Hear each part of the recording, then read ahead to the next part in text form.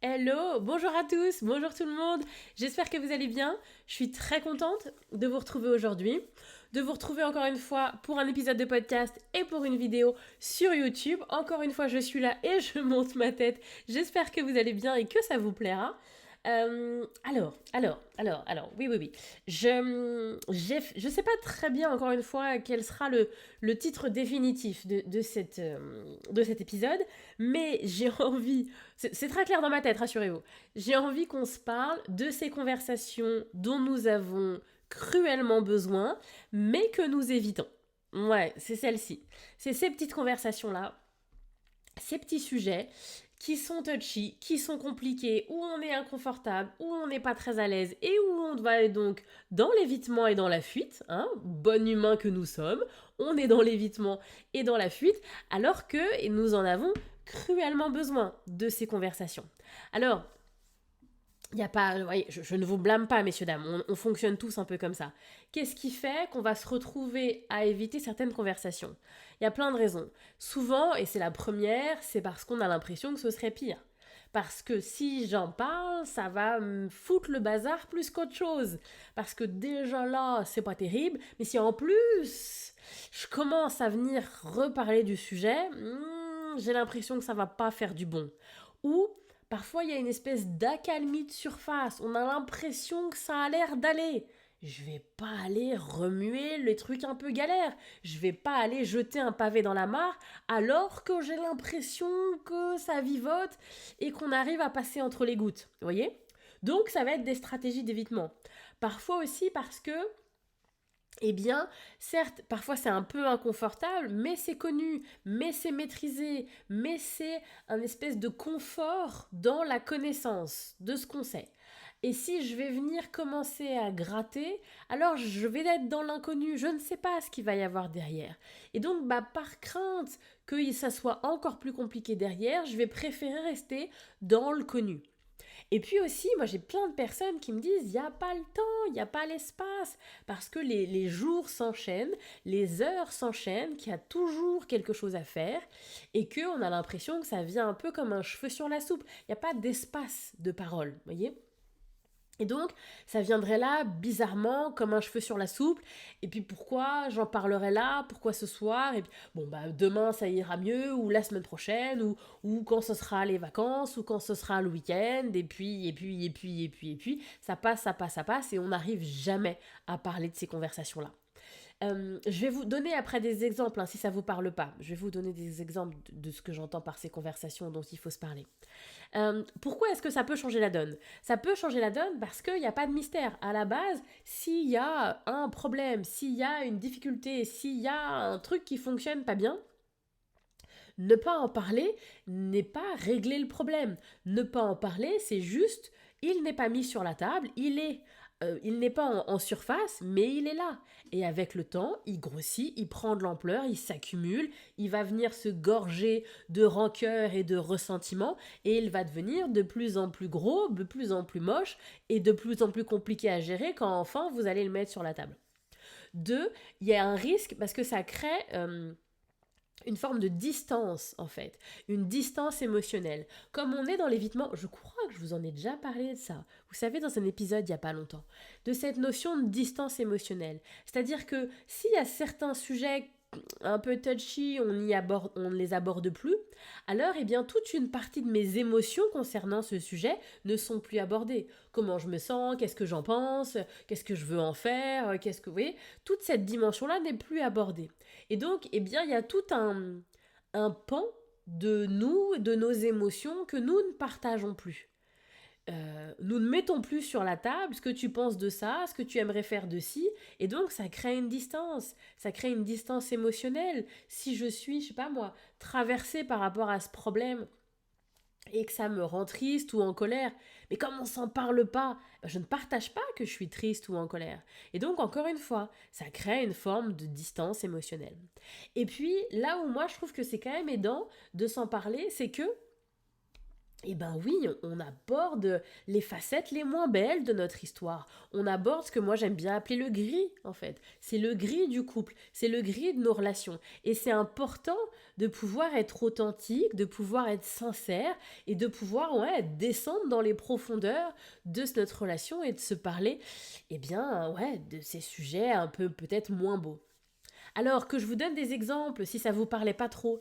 Les couples par exemple qui vont venir me consulter, qui vont venir, pareil, moi j'avais, c'est encore en pourparler, un accompagnement en ligne sur l'infidélité.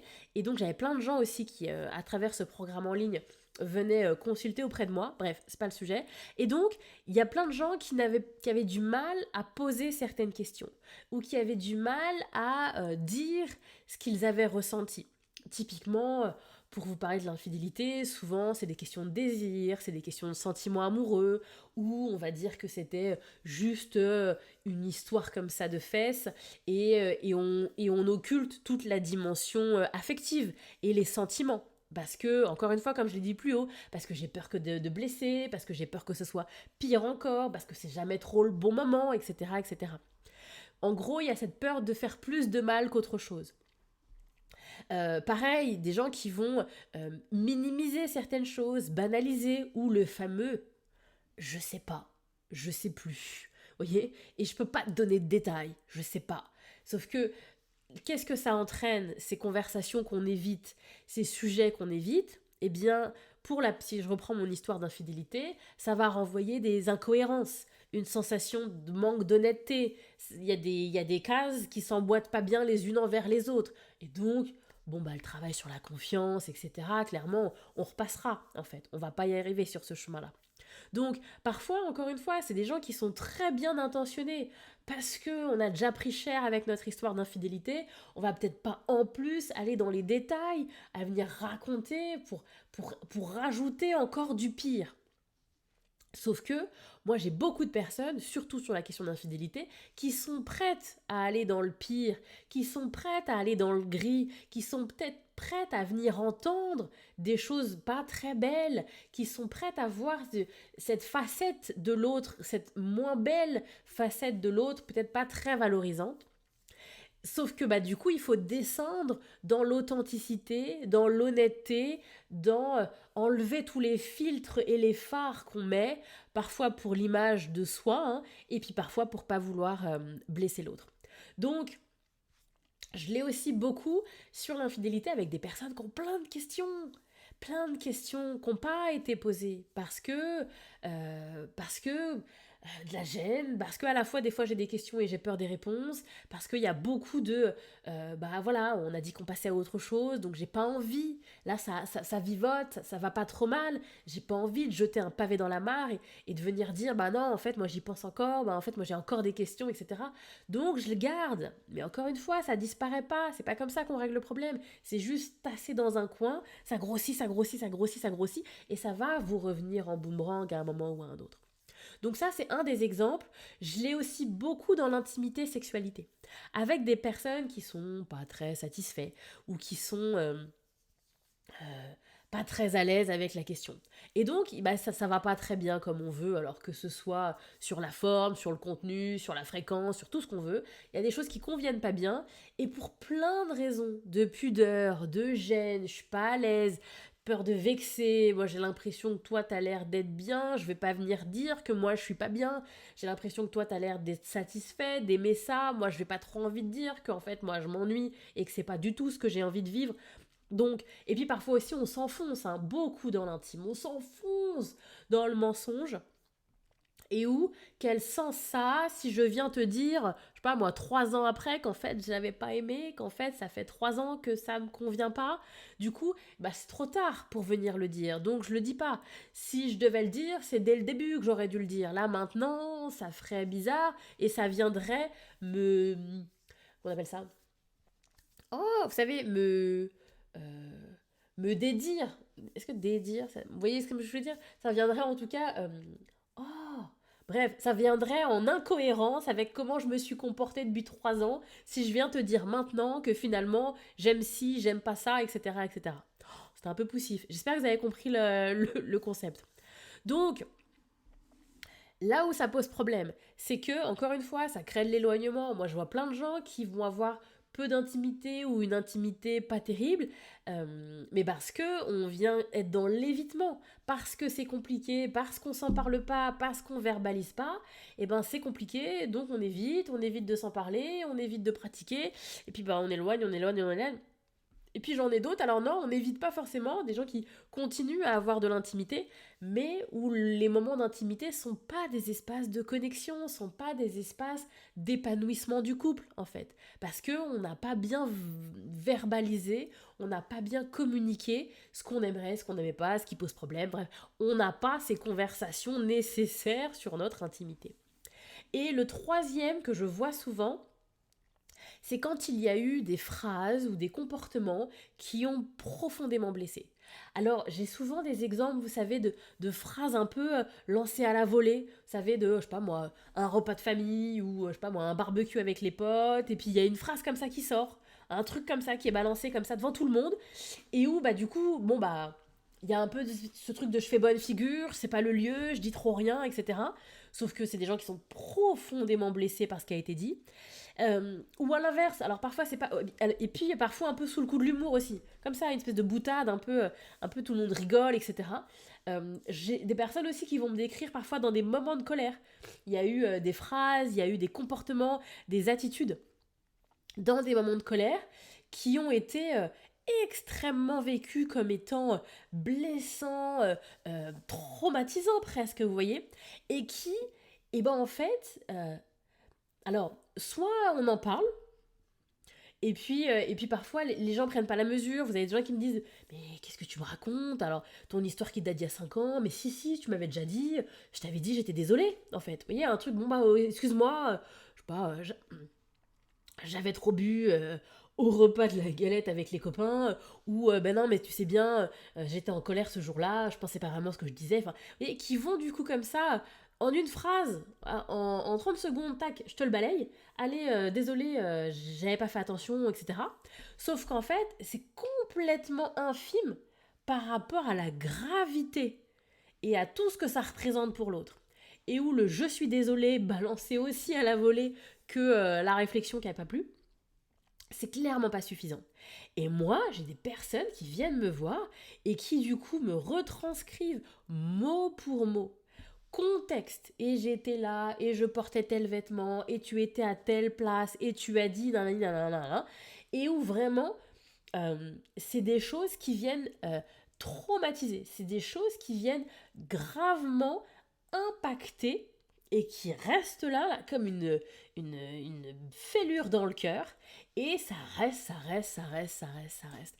Et donc, soit on n'en parle pas, alors encore une fois, je voulais dire, il y en a qui vont en parler, sauf que ça sert à quoi que j'en parle pour avoir un rapide désolé qui n'est pas à la mesure. Et puis d'autres, pareil, avec cette histoire de c'est au moment où ça se passait que j'aurais dû en parler, ça n'a pas de sens que j'en parle X temps après, bref, et du coup je n'en parle plus. Et puis j'en ai aussi qui avec le temps, l'autre a oublié, et ça c'est dramatique. Mais ça arrive aussi, hein, parce qu'encore une fois, des fois on ne prend pas du tout la même mesure et la même importance, et donc pour quelqu'un, il y a eu des phrases ou des attitudes qui ont été extrêmement blessantes, alors que l'autre personne en face, c'est oublié, mais depuis des décennies maintenant. Et donc, quand on refait le film, on revient raconter l'histoire. Non, je m'en souviens pas. Non, ça me dit rien. T'es sûr? Peut-être, peut-être pas. Je me souviens même pas. Tellement ça n'a pas été important. Bref, donc on voit bien à travers tous ces exemples-là que je vous donne. Encore une fois, c'est une liste qui n'est pas exhaustive, hein, mais que vous puissiez comprendre ce que j'entends derrière. Ça, c'est typiquement des conversations évitées où on va pas trop s'en parler, où c'est peut-être pas la peine que j'en parle, où ça sert à rien, alors que c'est là. Alors que c'est là et que ça macère, ça gangrène à l'intérieur, c'est là, c'est là, c'est là, c'est là, c'est là. Et ça ne disparaîtra pas. Juste, vous accumulez de la rancœur avec les années. Donc, comment est-ce qu'on fait pour sortir un petit peu de ça et avoir une conversation un peu authentique? Ce qui va être intéressant, c'est peut-être de l'enrober un petit peu. On l'enrobe, c'est-à-dire que c'est pas je te le balance comme ça, un soir où on s'est un peu pris la tête, et du coup ça sort comme ça sur un cheveu sur la soupe. C'est intéressant peut-être de choisir un moment, de choisir le lieu. C'est intéressant aussi, moi j'aime beaucoup, alors c'est pas tous les couples, hein, il y a plein de couples qui se reconnaissent pas là-dedans, mais avec certains couples, ils vont mettre en place des rendez-vous. Et on fait le point toutes les semaines, et on fait le point tous les mois. Bref, on crée un espace justement pour venir déposer tous ces petits trucs-là. Où on n'a pas le temps dans nos semaines qui s'enchaînent. Et donc, alors je vous dis n'importe quoi, moi, tous les vendredis soirs ou tous les premiers lundis du mois, peu importe, eh bien, on se cale, je sais pas moi, une demi-heure et on vient ouvrir la porte, excusez-moi, je tape dans le micro, on vient ouvrir la porte sur, bah voilà, est-ce que tu as des trucs? Est-ce que tu as des trucs que tu as à dire? Est-ce qu'il y a des choses qui sont un peu compliquées? Bref, on crée un espace pour pouvoir justement venir déposer ce qu'on n'oserait pas forcément venir déposer habituellement. Donc, à mon sens, c'est plutôt hyper intéressant. Euh, Ce qui peut être également intéressant, c'est de pouvoir également euh, le préparer individuellement. Si vous êtes la personne qui a été heurtée par certaines choses ou qui a besoin de venir communiquer sur certaines choses.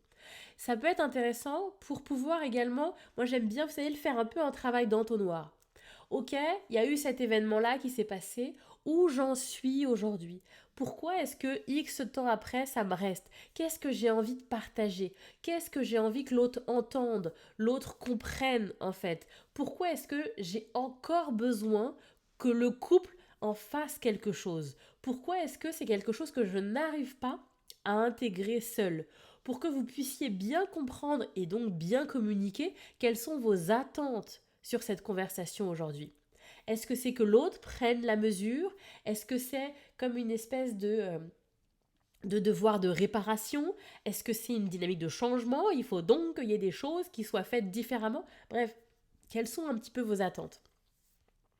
Donc l'idée encore une fois, c'est ce qu'on appelle cette communication fluide là, où chacun puisse avoir le temps de parler. Je parle sans forcément être dans je viens t'interrompre, sans forcément être non plus dans je viens te convaincre, parce qu'on est un peu beaucoup ça, nous, hein, humains, de bah voilà, tu me racontes quelque chose, je viens t'expliquer que non, argumenter, etc. Non, j'écoute pour écouter, sans forcément être dans une espèce de ping-pong verbal, argument contre argument.